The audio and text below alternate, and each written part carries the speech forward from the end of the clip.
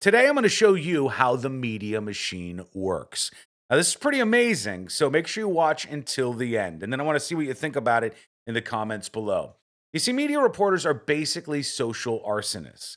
They cause chaos, they burn everything down, and then they leave just embers and lies behind them. They don't care about the people who are lied about in these stories or overall society and how we're going to deal with this mess. It all starts with a sexy story. And this one's pretty sexy. This is from NPR, and it's about this guy right here. That is, you probably know him, Supreme Court Justice Neil Gorsuch. And this right here is Supreme Court Justice Sonia Sotomayor. The reporter Nina Totenberg from NPR said, Gorsuch refuses to mask up to protect Sotomayor. All right, that sounds interesting. Is this guy such an asshole that he's refusing to wear a mask around a fellow justice who has diabetes and is worried about her health? Well, let's dive in. They said Gorsuch didn't mask despite Sotomayor's COVID worries, leading her to telework. So they're saying that Gorsuch won't wear a mask. He refuses to do so, even when the Chief Justice asks him to. And he won't wear it to make sure that Sonia Sotomayor can actually come into the Supreme Court and doesn't have to telework. So the story was everywhere. And media outlets were frothing at the mouth to take this right-leaning Supreme Court justice and smear him against this left-leaning Supreme Court justice. Oh, the times we will have.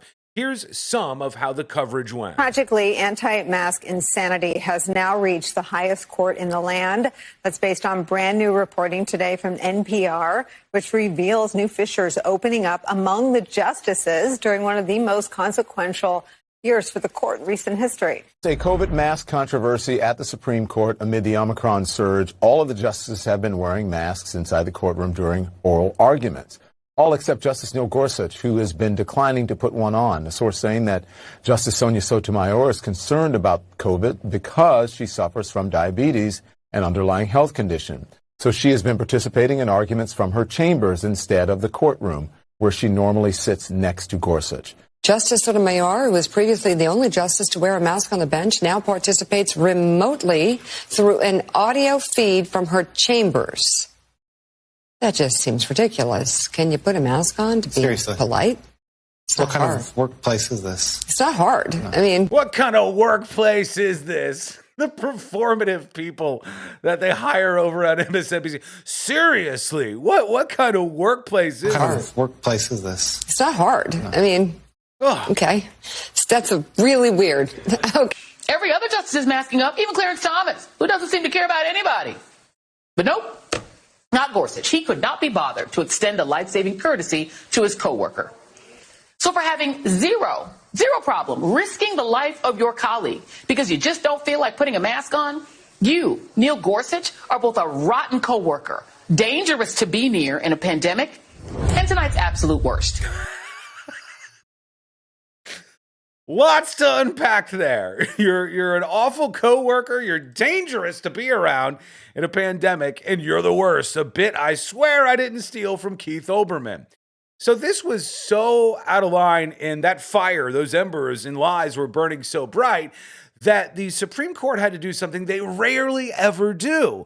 And they released a statement, and it was a joint statement from Sonia Sotomayor and Gorsuch. And they said, reporting that Justice Sotomayor asked Justice Gorsuch to wear a mask surprised us. It is false. While we may sometimes disagree about the law, we are warm colleagues and friends. That's a joint statement from Sotomayor, one of the court's most liberal members, and Gorsuch, one of its most conservative, coming together to say the NPR report is lies. But the fire's already behind them, right? They've already done the damage.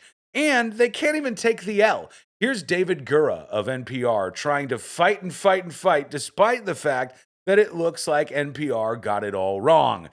Not that I'm sure they care that much. They got the clicks, they got what they were looking for.